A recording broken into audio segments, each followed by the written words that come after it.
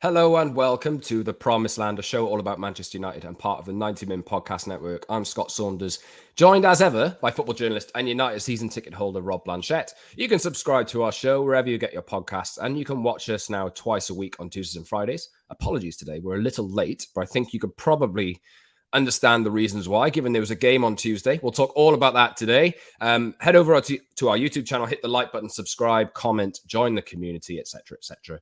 And the link should be in the description of this episode if you're listening on audio. Before I ask how are you, Rob, I'm just putting it out there that I'm ill. And a good thing about last night was, in comparison to the game at Old Trafford earlier in the season, is I watched it at home. So I watched this one at home, and Liverpool absolutely battered United to make me feel just that little bit worse. But how are you doing today? I'm doing the same as you in a way, and the same as all Manchester United fans. You know, watching your team lose hurts, but I'm also a little bit emotionally disconnected from the problem because I've got to the point quite early on in the season where I thought, whatever successes you have game to game to game are good, and you can be happy about that. You know, the odd Ronaldo hat trick here and there, a good victory on the road there. But the truth is that this Manchester United team, this Manchester United squad is broken. So because it's broken and you have got a new coach coming in, I don't think there's a lot of too much introspection to be done on the current product that Manchester United produce. But we will talk about it all today. Obviously, a horrible night at Anfield as expected. But I think also, Scott, brighter days to come. That will definitely be the narrative whenever it's announced, because I would expect that the Eric Ten Hag announcement comes pretty soon after that drubbing. My notes today are about as organised as Man United's defence. I don't really have that much to... I don't really have an agenda for you guys today, if you're listening. So we'll just talk about a little bit about the game at Anfield, pick out a few of the players, probably maybe talk about Ralph Rangnick and what he said after the game, because see, he's getting some criticism as well. But I think the people who are criticising Ralph don't really understand the deeper problems that are there. And if anything, maybe I'd like to talk about that today and how Ralph is actually... I think he wants to go a lot harder with what he's saying, but he's just not doing it. I'm hoping that he kind of, in the next few weeks, just loses it and thinks, nah, I got nothing to lose here. Let's give it a go. But he's talked after the game last night and before it. Harry Maguire's done a lot of talking before the game. We'll talk about him. We'll talk about Hannibal as well, because I think he was the only the only bright spark to come out of that performance last night, because he kicked some people. And now we don't condone violence or don't condone any of that, but it was nice to see a bit of passion. But Rob, sorry, I was about to cough there. I should have muted. Where should we start? That was embarrassing, wasn't it? It was embarrassing, but like I said, not unexpected. And I do think it's pretty much an easy kind of summary of knowing where Man United are. And it reminded me of the game at Old Trafford. It really did. I sat there on the sideline and watched it. And it was the same kind of thing, because you've got one team on the rise, one team playing well, one team that trusts each other, one team that likes each other, one team that's been under a manager for several years and have built and done all the tactics. And then on the other side, you got our team with an interim boss with a load of tactics changing every week because he has to change them. He's got no choice because this lot are so bad. And a bunch of players who are all out of contract, leaving the football club, and just do not want to be here anymore. You know, so the toxicity of Manchester United and the way that this squad is being constructed over, the last 2 or 3 years, why is anyone surprised? So the losing 4-0 is probably about right. They are probably 4 goals better than you on a normal day. And just some of the mistakes from individuals in the team and senior players in the team, it's just unforgivable. Like you said there, Hannibal comes in for 10 minutes, kicks a few people, gets booked, but you could see that he was playing for the badge. And do you know what? That is the minimum requirement. Wherever we go under Eric Ten Hag moving forward, the minimum requirement is you put that shirt on and you put a shift on. That is it. If you can't play well or you lose, okay, but you've got to put the effort in. Where should we start? Should we talk about... I know we mentioned Hannibal there. Some of these players must be due some criticism. I kind of want to go to Harry Maguire first, because I think I don't know how he can retain the armband going into next season. I don't know what you think about this. I don't know whether you think it matters or whatever, but the way that he conducted, or the interview that he put out with Sky Sports before the game, where he kind of just said, yeah, I've been picked by 2 managers. You know, I cost a lot of money, so I think I'm justified in my position in the team. That didn't really sit too well with me. And then I saw the way he played. He's not a leader. He doesn't lead. And coming back to Hannibal there, I think the 4th goal was the real one that really rubbed it in. The fact that Maguire was on the ball under relatively no pressure, had a few options for different passes, floated it out, played it 5 yards behind Hannibal, who had to adjust his run, come back and control it, and they had a man on him straight away, pressed him, United lost the ball, and Liverpool scored a 4th. And Maguire stepped out of position to try and, I don't know what he was doing, whether he was trying to intercept, try and judge a pass and try to intercept it by stepping forward, but he did that for the first goal as well, which was really weird. But it sums it up, really, doesn't it? Harry Maguire as captain. It does, and I think that, you know, we talk about the interview. It's just explain to our audience how some of that works just behind the scenes. Is that Manchester United will have agreements in place with the Premier League and obviously with TV companies, primarily Sky, BT Sports in the UK, about letting players do interviews before the game. So when I heard that it was going to be Harry Maguire, I thought, well, this will be interesting, but at the same time, probably more fuel to pour on the fire. So I heard what he had to say. And the thing I didn't like was how he said, no, we're not really going there to stop Liverpool winning the title. I'm not worried about that. We're going there for ourselves. Now, he might think that that's the correct narrative to put out there. But when your football club is so bad and played so badly, you need to be going there and saying, no, we're going there to stop Liverpool win the quadruple because I'm a Man United player and I cannot allow that to happen. That's not what he said, is it, as a captain, Scott? So that, to me, was the most worrying thing, because I think that is the seed in a lot of Manchester United minds of these players, the senior players. And he went out there and played like that, didn't he? He went out there, he did 1 or 2 nice things, did 4 or 5 really horrible things. And as you said, with the final goal, and he was at fault for the first as well, the way he stepped out, ridiculously so. That final ball where he clips it to Hannibal on the wing, when all he needs to do is pass it into the midfield, which is a 5-10 yard progressive pass. Why would you make that choice? The only way you'd make that choice, Scott, is if you were switched off. That's the truth. So you saying there about the captaincy, the question should be, should he play? I think that has to be the question. And I think the way we stand today is that there's no way that Erik ten Hag, when he turns up, is going to say to Harry Maguire, yeah, I've seen something in you in the last 12 months on my telly from the Netherlands. Well, I think I can work with. I don't think he says that. I think he looks at it and goes, well, you're part of the problem. So, Ralph, you know, we'll talk about this a bit more. I said we need multiple signings forthcoming now in the next transfer windows. Also said that it can take 3 windows. It doesn't need to take longer than that. You can do it in 2 or 3 windows. And I do think that Harry Maguire's place is massively at threat, not just at Manchester United as a starter, but also in the squad. Was he the worst player? Is there any... You've been quite critical of Bruno Fernandes throughout the season. I didn't like Bruno's interview afterwards either. No. He did say at one point, we've got nothing to fight for, but then he said later on, we've got to fight for the badge. But he's not the first player to say we've got nothing to fight for. Paul Pogba said that a few weeks ago. Obviously, there is nothing to fight for, because ultimately what is 4th place is just it was just a means to an end for money for the club in the end. United aren't going to do anything in the Champions League next season anyway, so be it. But who else really stood out for you, Rob? Bruno's a lead. He should be a leader, shouldn't he? He should be setting an example. He's not really doing that either. I think so many of them, Scott, are charlatans. And that's how I felt before the game and have felt for a long time. And that's how I felt after the game. You know, like you see what you see and you know what you're looking at. Talking about Bruno Fernandes and just in general, and we talked about this off camera. I saw in the first half, Marcus Rashford. Now, Marcus, again, a kind of very abject performance. I think he was better in the second half than he was in the first. But in the first half, you could see a lot of gesturing between the United players, you know, kind of a lot of eye contact and a lot of, you know, hands waving and all of this kind of what I call pretend football. You know, when people are pretending to do stuff. Look at me, follow me. And Marcus was saying to Bruno, come with me on the press. That's what he was saying, but he wasn't particularly pressing himself. But Bruno wouldn't. Bruno just did whatever he wanted. Bruno was just running here, there, everywhere, in and out of position, massively undisciplined.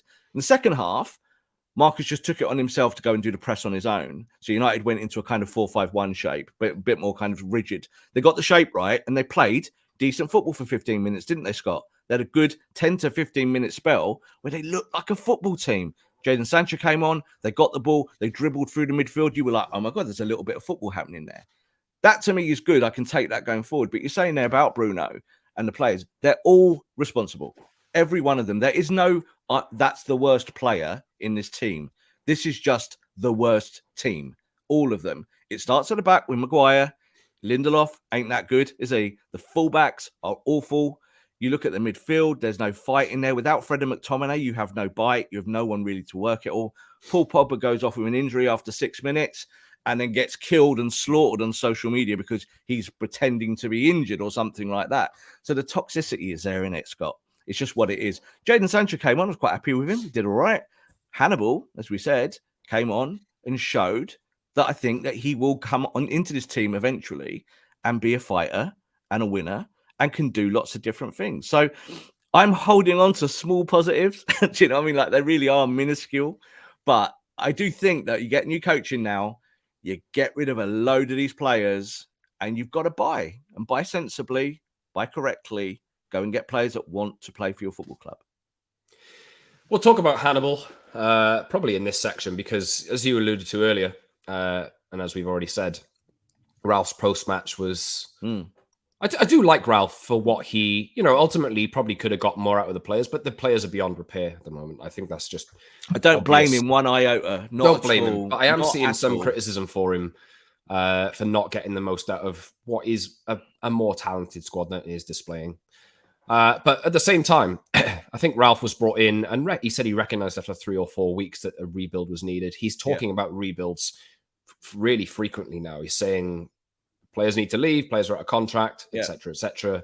And he said there could be 6, 7, 8, maybe 10 new players next season. We'll throw this back to you, Rob, though. I think that's probably a mix of new signings and players like Hannibal and players like, other academy prospects like Garnacho maybe, and maybe some other players, James Garner, who's coming back from a loan. Maybe he'll get some minutes next season for United, plus some new signings. But first question here. I've been awful at selling players. I know they've got 4 or 5 players out of contract, and Nemanja Matic has confirmed that he's leaving as well. So that's Matic, Mata, Pogba, Lingard, Cavani. I don't know whether I'm missing anyone there, but they will all pretty much nailed on to leave. There should be other players to leave as well, but United have been really bad at selling players. You could think of Phil Jones. Eric Bailly was overlooked last night. United played a back three, and Phil Jones has played 4 times in 3 years. Started ahead of him. What must he be thinking? Although I don't really have much sympathy either because he's not really done the job when he's had his chances. United have been so bad at selling players. Can they actually do this? How far can they get in one summer? They're going to have to take a big hit because the most essential thing here in any rebuild is that you sort your wage bill out first. So football fans, I think, look at it in terms of transfer fees. Like they go, oh, there's a player there. You're going to sell him. Oh, you got more than he's worth or all of that. Football clubs don't really look at it like that. You're looking at it in terms of your wage bill. So Manchester United have a massively inflated wage bill for this set of players. So you've got to just say to a few of them, go. We either pay you off or you go somewhere else where you'll get paid. But it's highly unlikely that if you've been misperforming for a year, 2, 3, 4, that someone's going to pay you, isn't it? The wages that Manchester United do. So I think it's music to my ears that Rangnick is saying these things, because this is what I wanted Ralph Rangnick to come to the football club for, to explain these things, not just to fans, but to the board, to say that you have messed this up and you need to start again. So I don't believe, I think what you said there is completely correct. I don't believe that when you're talking about a full rebuild that you can lose 10 and buy 10. You cannot do that. It's impossible in any guise of a football club at the very top end. However, you can bring in your youth. You said that Garnacho was on the bench last night. I think that's interesting that he's been included in the squads. Hannibal got 10 minutes. So, we're all happy about Hannibal getting 10 minutes of football. I'd have liked to see him get more. Hopefully we'll see more of him now in the last games of the season. But then you've got to go and buy sensibly. And you've got to just take it on the chin that some of these players are going to leave, but you retain their wages. It's a little bit like what I call the Alexis Sanchez conundrum, is that you don't really want him to go. You'd rather he stayed and did the job. But if he's not going to stay and do the job, get that big wage off your bill quick. And that's what Ole did very well. I think Ole went through that process quickly. I believe Erik ten Hag will do the same. I think he'll come to the club and he will look at the people and he will not suffer fools. Because he'll say, this is my reputation on the line here now. I want to be here 2, 3, 4, 5, 6 years. I want to do the best I can do.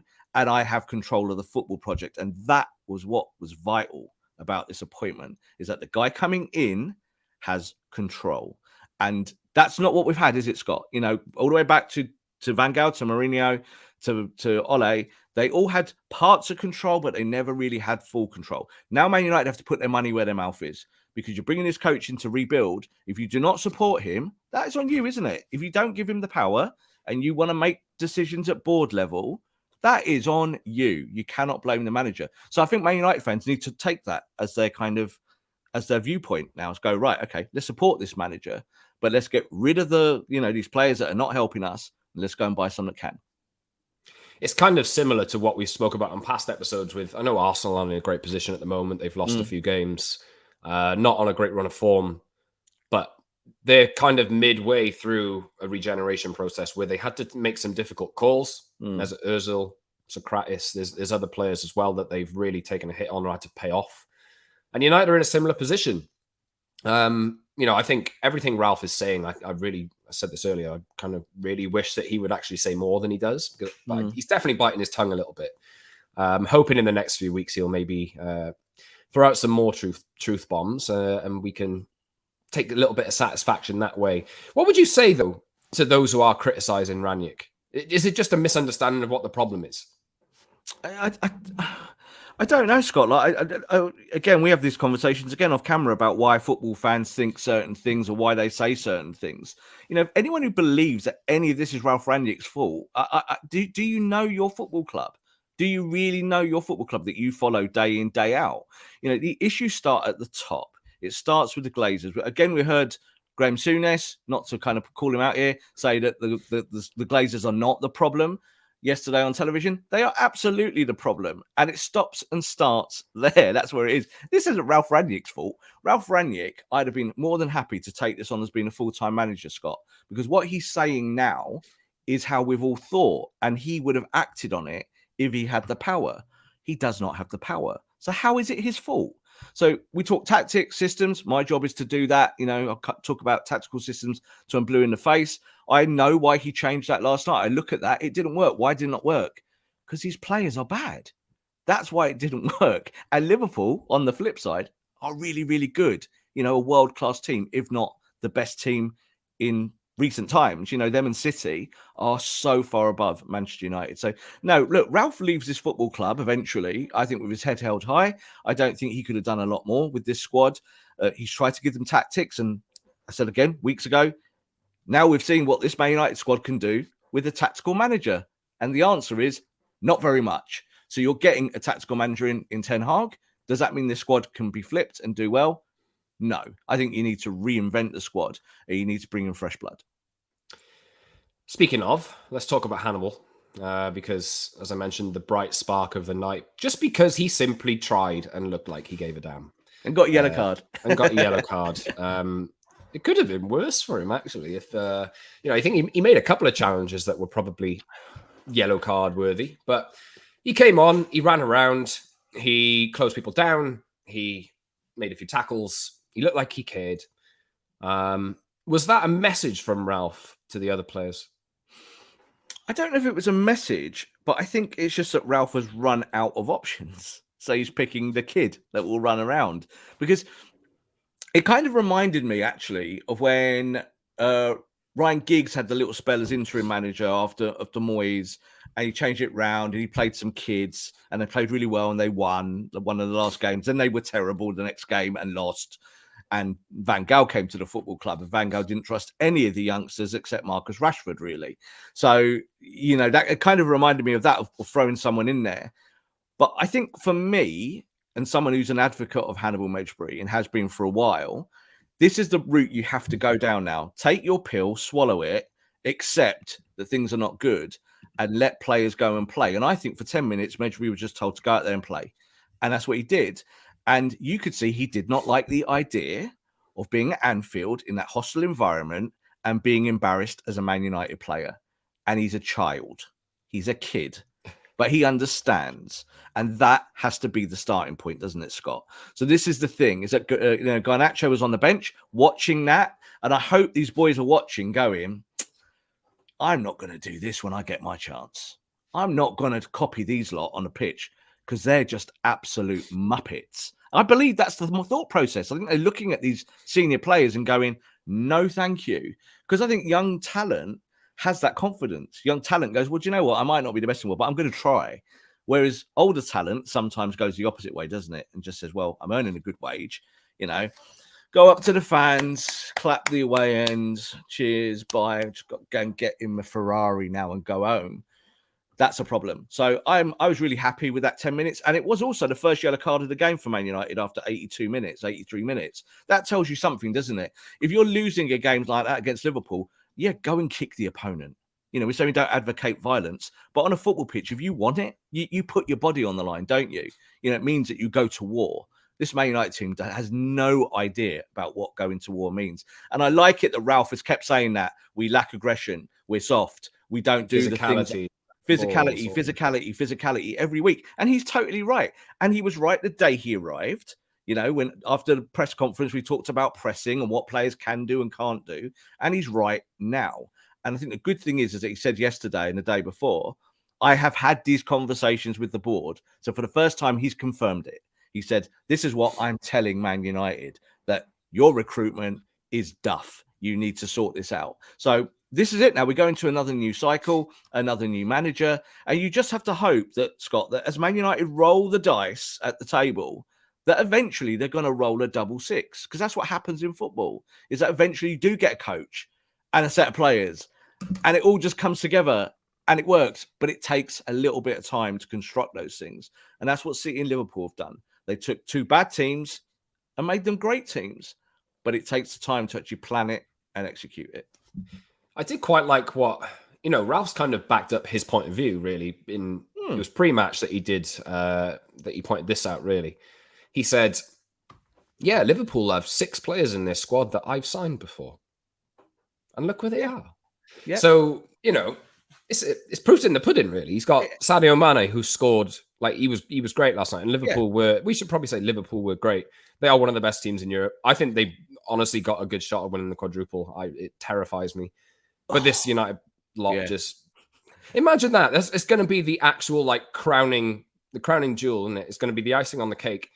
All this, United's worst season in generations, for me, it's the worst I've ever seen United play in my lifetime. Mm-hmm. And then capped everything off with Liverpool going 20 league titles and outdoing them and their best ever team with a quadruple as well. If they win the quadruple, I'm going on a very, very long football holiday. So I'm actually going away on June 1st. So well, every season I actually do that. It's worked in football for over a decade now, and I try and in the summer, even though we are still doing transfer work and football never sleeps, it continues. I try and get away from the glare a little bit because it's so hot when you're in it. So I think when you look at this Man United team, you look at the stuff that needs doing, you have to be like that. And we look at what Ralph is saying there. I just think that he has got that mind. He understands, and making that correlation between what Liverpool have done and what he does as a manager in the Red Bull system and has done before. It's not a kind of coincidence that this Liverpool team is built in that principle. Do you get what I'm saying? Jurgen Klopp is building it the right way. That's why it works. Ralf Rangnick has built squads the right way. That's why he's been lauded as this figure from people like Klopp, from Tuchel, from Nagelsmann. All these great coaches who are like the next best thing now are all saying, that's the guy I copy. That's what I do. I look at football like that guy does. He's the godfather. So him coming to Man United, you see, should have been a better set of circumstances to rebuild the football club. But what did Man United do? They just cut Ralf Rangnick's legs off. And I think that at the end of this season, we're never going to really hear him say the truth, Scott. Why? Because he will sign an NDA when he leaves the football club. a non-disclaimer, because it's what Man United do and all football clubs do. And he will not be allowed to publicly talk about Manchester United. He's still under contract, remember, for 2 years. He's still going to be part of the advisory team. But he's already telling us the truth, isn't he? And you know what? The players are telling us the truth. Watching them on the football pitch, you don't really need people to tell you why it's gone bad, do you? It's bad because it is bad. And I think this whole thing that with Erik ten Hag, with him demanding that he will not sign a contract until he gets everything that he wants from Man United, I think that's a good thing. Because I don't want another manager who's just going to come in, put his neck on the block, but actually not be able to do it because he's not got any power with the backroom. In reality, do you think that changes? I know he'll sign a contract, but are they going to, we've not seen anything in 10 years to suggest that, even like a personality like Jose Mourinho never really got what he wanted. Do you think Ten Hag's set up to fail, or is he taking them at literally the lowest point that anything can be better than this? I think all of the appointments from Fergie leaving the football club to now have all been fundamentally flawed. And yet I will sit here as a journalist and say that I supported all of those appointments. So I'm not going to be a hypocrite. I supported them because of what those guys had on their CV and also the upside of them coming to the football club. And I include Ole Gunnar Solskjaer in that as well. However, I think you're getting probably the best coach in Europe at the moment at what he does in terms of a coach that maybe builds, but at a club that does that in Ajax. So Man United have to be really open to change. And that's the bit that I question. Because I think to myself, can this board truly change? Now, if you take the Glazer model from Tampa Bay and the NFL, they've proved they can change. They have done that. They've changed things in their system in the NFL to win again. And they won the Super Bowl 2 years ago, and they got very close last year again. They did it through Tom Brady, but they also did it through correct recruitment and through correct scouting through the American system. Obviously very different to football, isn't it? It's completely different how you use the college system. But they did that and they got that right. So I look at that and go, technically, can you do that to Man United? Maybe. But I think what's more important is that Ten Hag comes in, give him the chance to do it. And that's what United fans have to do now. You have to believe in your manager and you have to believe that he will get it right and want to get it right. Ole Gunnar Solskjaer left this football club in tears, Scott. Yeah, the day he left, he did an interview. He didn't have to, but he did it crying because he wanted to get it right. He just didn't get it right. But I think these players have got to take that responsibility now. And we have to allow this manager to get rid of some of these players. Yeah, absolutely. I think you remember Bruno Fernandes and the players at Watford. Yeah. So why did Bruno sign a new deal, Scott? Why did Bruno sign a new deal? This is why I questioned it. Because it's a bad time for him and the football club. So the football club does not need to announce Bruno Fernandes' contract. They do not. They can agree it. They don't have to announce it. Why is Bruno signing that deal when Man United are bad? Because if I'm Bruno and I want to win, I'm going, not signing this contract till I see what's happening here. But Bruno signed that contract. Now, that doesn't make me feel good about Bruno Fernandes. So I wouldn't sign that deal if I was wanting to win stuff. If I would leave the football club. I would not be staying. However, I still think that Bruno is the guy for them. I think the Glazers have told him that and they want him at the club. That's why that is. But there's so many dysfunctional things happening, isn't there, Scott? Because that's not how business works. And that's how Man United works. And that's a problem. They shouldn't be giving out new contracts until Erik ten Hag gets his feet under the desk and starts making decisions. I think Ralph will be really important. I really hope he has a big say. Obviously, we don't know how big a say he will have. He'll be in a consultancy role if it goes to plan. I'm really hoping that communication between the two can pass over and then everything can be kind of recognized from within. I hope everything changes. But you just, as a fan, you cannot say with any confidence or certainty that everything will change. But Erik ten Hag will probably be announced at some point this week. I would imagine it'd be in the form of United have an agreement for Erik ten Hag to take over due to, pending formalities, work permit, stuff, that kind of thing. And he will take over pretty soon after the end of the season. Rob, I did want to come back to this with a couple of questions. Looking a little bit shorter term about the rest of the season. So Paul Scholes has put on Instagram this morning a picture of Erik ten Hag and said, just come 8th, lads. Just come 8th. Just get out of Europe. I don't know if you've seen this actually. But no, I haven't yet. I'll try and drag it up now. But he said, let me just dig it up. Finish 8th and give this man the time he needs. Saddened by what's happening at unrecognisable football club with a picture of Erik ten Hag and the United crest. So there isn't really much hope for the rest of the season. How many games do United have left? 5, I think. You got Arsenal, Chelsea, Brentford, Brighton, Crystal Palace. What can they hope for? What do you think will happen for the rest of the season? I just think you can hope for not being completely embarrassed for every game for the run-in. You know, this is how I feel about it. And I think, as I said, I emotionally switched off from a lot of this a while back because I think there's a big technical issue there. And until you fix the technical issue, then there's no real hope for it. Excuse me. I think what Scholes's saying there is right, and I've admitted that and said I would rather come 8th than 5th or 6th or 7th. But the truth is, the Glazers, they would rather have 5th or 6th or 7th because they want the additional football matches to be able to print more tickets, to make more fans go to Old Trafford, and to sell seats, put bums on them, and make money. That's what their business is. So coming 8th would actually be the biggest punishment possible to these owners, because you're just reducing the number of games, aren't you? The owners don't care about that. They just want to sell £30 a ticket to everyone and sell Old Trafford out. Now, I will say this about Europa League, and this does not make me a bad fan. I don't go to Europa League games. I have to pay for the tickets sometimes because United make me. But if I don't have to, I don't go because that's not what I do it for. So I don't go just like blindly to every match, but I try to because I love my football club. But that's what the Glazers want. The Glazers want people to just go. So 8th would be a great punishment for these owners to say, right, dip your hand in your pocket, but do it the right way.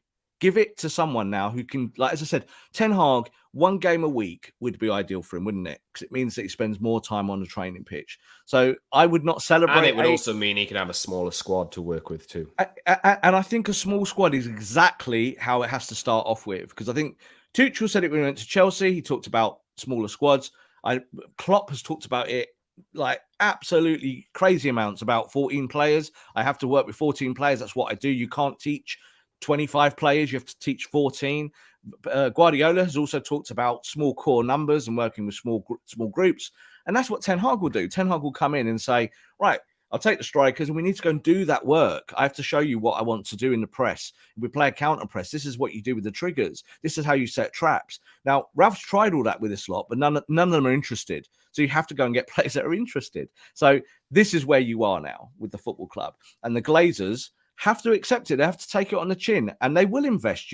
They will put money into the transfer kitty to make this work because they have done that. The problem is they've spent it so badly over 10 years. Yes, indeed. I've just had a tweet come through reminding me actually to mention, obviously, awful news from Cristiano Ronaldo earlier this week, and there was a lovely kind of display from the entire Anfield crowd last night.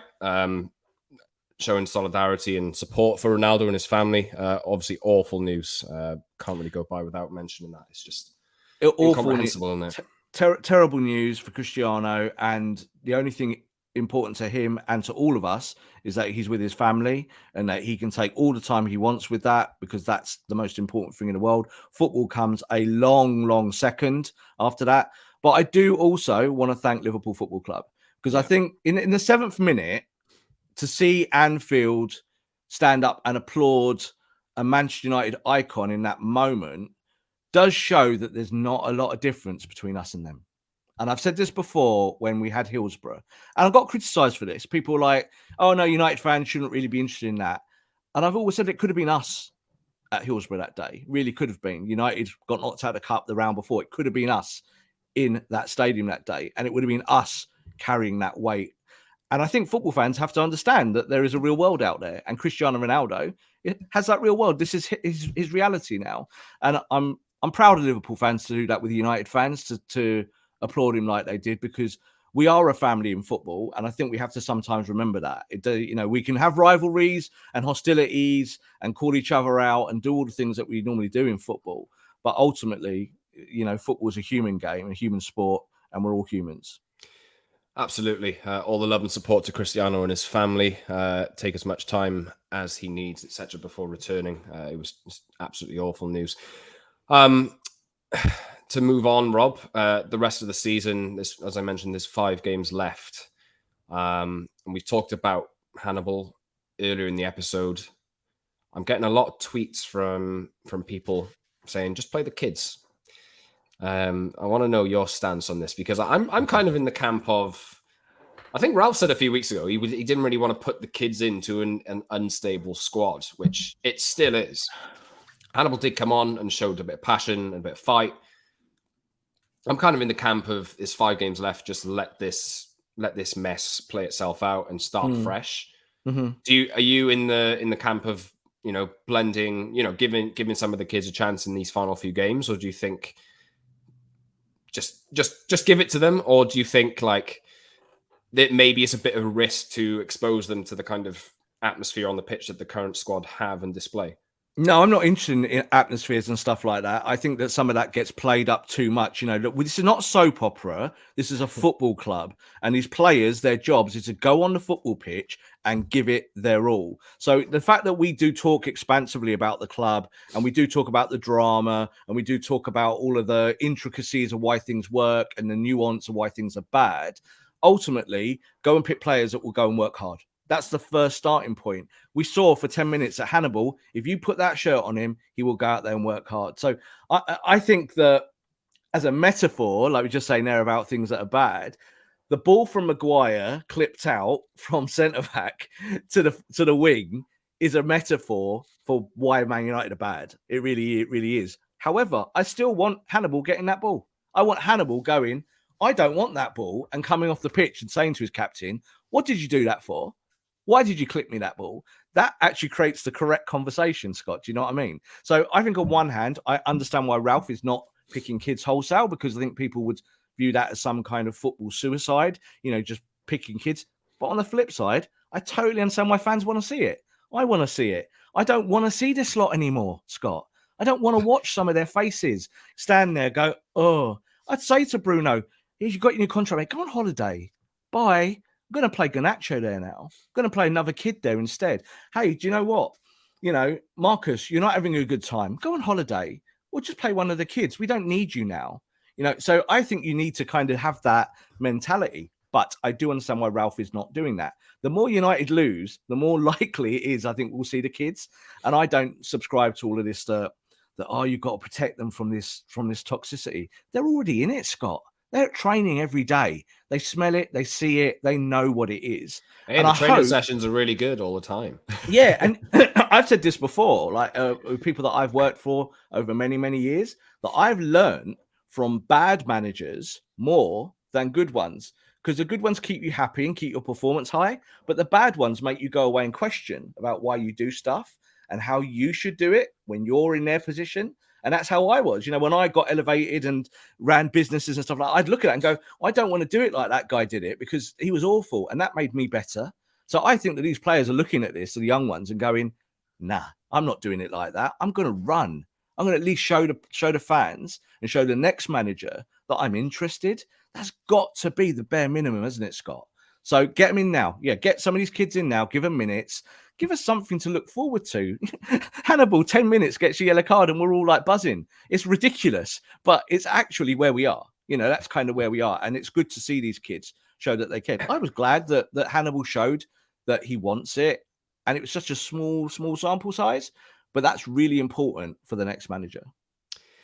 Yes, indeed. Rob and listener or watcher, I apologize for how I'm sounding and looking today. I know I've coughed on mic a few times. Stop apologizing, Scott. United made it worse. They've made it worse. But yeah, Rob, I'll wrap up in a second. Any final thoughts? We'll be back ahead of the Arsenal game at the weekend before we wrap up. But any final thoughts? No, we understand Manchester United will put that announcement out very, very soon. That's planned. Erik ten Hag has all but signed his contract. The finer details are being arranged now with Ajax in terms of compensation. Around €2 million, not going to be a problem for Manchester United. They will pay that, 10 times over to get this over with, because I think they want the season done themselves. And then we just got to look forward. Our podcasts from now through the summer or whatever we do are going to have to be forward thinking. We're going to have to think like a football club should think. We're going to have to think like fans. We're going to have to be bigger than the football club. We're going to have to say, do you know what? We're going to take the pain because that's where we are. And once we get there, I think with Erik ten Hag, I just hope for him that United fans don't play this social media cycle game of hammering him when every goal goes in and when we score, saying he's the Messiah, because it's neither, is it? It's neither. It's a football game. So let's hope that the next manager can come in and really kind of put his stamp on this Manchester United squad. And I believe he can. I think he's that kind of character that he will not suffer fools gladly. I know I've said that twice now. And be the center of everything rather than, I think it was Gary Yeah. Neville who criticized the Glazers last night for, saying, they all this Pogba commercial announcement stuff and then the Sanchez piano and all this kind of stuff. It elevates the players in a sense above the manager and undermines them. Yeah, and it's really important that we get back to a model where players are not more important than the club and players are not more important than the team. And I think that football fans need to kind of get away from the hero worship. As I've said it before, the Viva Ronaldos, and people who follow football clubs for players because they want to see the player, they want to wear the shirt name, and understand that football's a technical game and you need to work at it behind the scenes. And that's what I think Erik ten Hag will bring in, because I don't think he's interested in Man United shirt sales. I don't think he's coming and thinking, oh, well, this is my opportunity to show that I'm a big commercial player. He's a football coach. He wants to win. He's going to come to win. And if he loses, Scott, and we say, oh, and it didn't work because he couldn't do the job, that's also okay. You go, well, you got the right guy. So I think that in terms of the marketplace, they've got the correct manager coming into the football club. And I think he's going to be so hungry to prove that he's up there with the very best coaches in the world. Absolutely. I don't know how far lower United can sink. This podcast is called The Promised Land. They are about as far away from that now as they've ever been. But let's join those dots, because when Fergie came, it was the same issue. Is that how do you get Man United back to the promised land? How do you get Man United to where they should be, which is like winning trebles, doubles, and being the best team around? And when Fergie was there, Fergie was nearly sacked. And Man United fans wanted Fergie to go. They did. I again was a kid. I could hear fans singing it in the stands. And eventually you get there through hard work. I tweeted the other day, we need to get away from the champagne culture of Ron Atkinson. And that's why Fergie did it and it worked. And now we need to get away from the champagne culture of the Glazers. We need to get away from this whole thing about individual players are more important than the team. No, the team comes first every day of the week, 8 days a week. It has to be like that. And I think when we get there, Scott, then we will see progress. But until we get there, just chill, people. Watch the games. It's not going to be good, I think, at the end of this season. It's not going to be pretty. You might get an odd goal here or there that we can celebrate. And hopefully we take some things like Hannibal and maybe Garnacho, maybe a few of the other young lads, and see some minutes from them and feel good about them. Absolutely. I feel numb to it. As every goal went in last night, I was just thinking, yep, I'm not surprised. And if anybody is surprised that United are this bad, what have you been doing? You haven't been watching close enough. You can subscribe to our show wherever you get your pods, on Apple, Google, Spotify, and the likes of those. And you can watch us twice a week too, on Tuesdays and Fridays. We'll be back on Friday to look ahead to the Arsenal game, and maybe Erik ten Hag will have been announced by then too. Could have even been announced by the time this podcast comes out, but we'll see. So head over to our YouTube channel, hit the like button, subscribe, join the community, leave a comment, and the link should be in the description of this episode if you're listening on audio. Just another reminder too, you can find us on Twitter @_Scott Saunders for me, @_Rob_B for Rob, and @PromiseLandMU for the show. Thanks for listening, everyone. Hopefully it gets better from here.